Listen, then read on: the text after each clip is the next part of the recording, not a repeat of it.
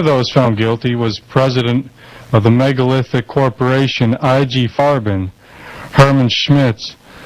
His company was the largest chemical manufacturing enterprise in the world, and he had extraordinary political and economic power and influence within the Nazi state.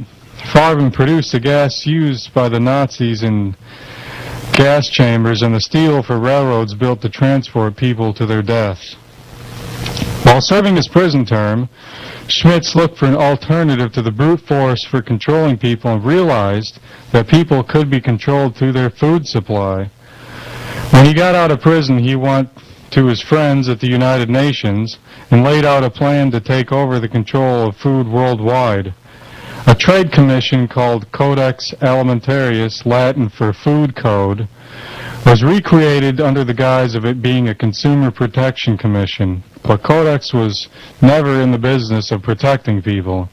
It has always been about money and profits at the expense of people. In 1962, the timetable was set for Codex to be fully implemented on a global level by December 31st, 2009. Under Codex, committees were established to create guidelines on such topics as fish and fisheries, fats and oils, fruits and vegetables, ground nuts, nutrition, food for specialized uses in vitamins and minerals. There were 27 committees in all, creating a huge bureaucracy. Under Codex, there are over 4,000 guidelines and regulations on everything that can be put in your mouth, with the exception of pharmaceuticals, which are not regulated by Codex. Codex is a weapon being used to reduce the level of nutrition worldwide. Codex is an industry-dominated regulation-setting organization, and as such, no legal standing. Participation in Codex is said to be voluntary, but Codex has risen to the level of de facto legal standing because Codex is administered by the WHO and FAO. They fund it and run it at the request of the United Nations. Since the WHO and FAO are supposed to be about health, there is a conflict of interest. The committees of Codex work up guidelines, rules, and regulations and present them to a Codex Commission for ratification. Once they are ratified and approved by consensus, they become mandatory standards for any country that is a member of WHO. Codex has become a weapon to make every nation scurry to become compliant to its mandated decline in nutritional standards. Compliance in the U.S. will mark the end of its consumer protection laws. Codex will not save consumers. Codex will serve the interests of the medical, pharmaceutical, biotechnology, chemical, and big agricultural industries. Codex is food regulations that are in fact a legalization of mandated toxicity under nutrition. Of 3 billion people initially expected to die as a result of Codex vitamin and mineral guidelines. Dr. Gregory D'Amato, Ph.D., writing for Natural News, has characterized Codex as population control for money. He sees Codex as run by the U.S. and controlled by big pharmaceutical corporations and the likes of Monsanto, with the purpose of reducing the population of the world to a level considered sustainable by those pushing the New World Order. This would mean a reduction by approximately 93% of the current world population.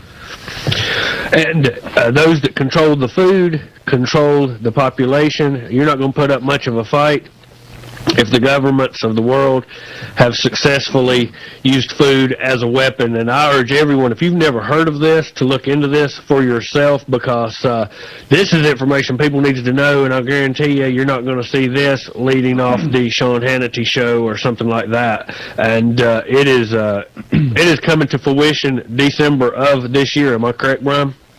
Yes, December 31st of this year. And you put that in correlation with what we're seeing with the economy and everything else.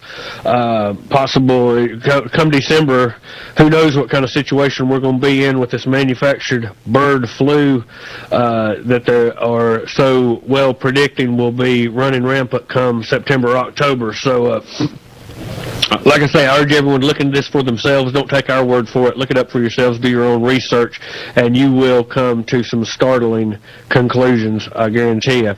And Monsanto is a member of Codex, which will greatly benefit from this with their production of genetically modified foods and Terminator seeds, which of course are being pushed right now in Iraq. That's also an interesting story. It's another tool of the elite to control and manipulate societies and entire countries, as you just mentioned with Iraq. So I urge everyone to look into this for yourself. It's something we've not covered before, but we are going to continue to cover, and we would like to do some updates once we get caught up on a few things on Monsanto and the history of that corporation. And as Henry Kissinger so eloquently stated, you know, if you control oil, you control nations. If you control food, you control people.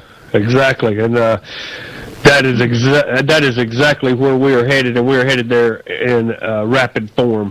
We are in dire straits in America, people, and it's high time the American people wake up and take a good look at exactly what is happening to our country for the sake of our children's future. We've got just a few more minutes in this hour, and then next hour we're going to do the swine flu update, a little bit more news. We've got a couple clips, and we're going to take phone calls, so we'd like to hear from you, the listeners. That's what this broadcast is about. But while we've got a few minutes, I would like to announce again that if plans go as we hope, starting in September, we are going to do a series, 1 hour each week, the second hour, on the Constitution, a search for the truth.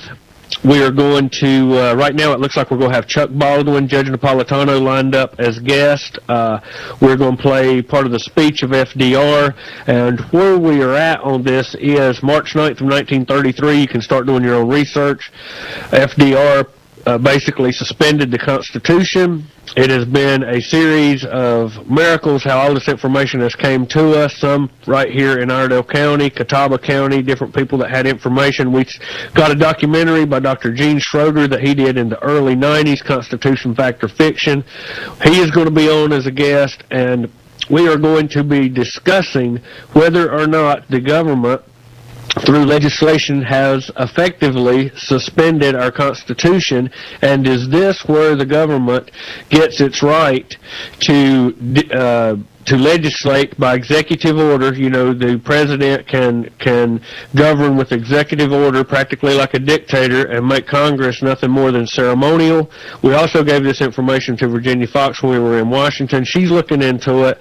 I'm not going to say I'm the best researcher in the world, but I have looked into it extensively in the last few months. I cannot find where the Constitution has been reinstated since March 9, 1933.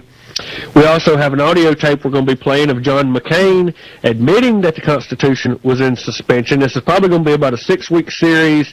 We're looking at it very seriously. We think it'll be some great informative radio, and again, people can call in and comment however they want to. Don't take our word for it. Look into it for yourselves. But we're working hard to line up some credible guests to give the listeners some background on this subject that was news to me as of 3 months ago. I was unaware of any of this. We're going to break, and we'll be back here on The Real News. And defending the rights of we the people, broadcasting the truth. The puppet media dare not report. Long live liberty and death to the New World Order. Prepare yourself. This is Real News Radio with your host, Farron.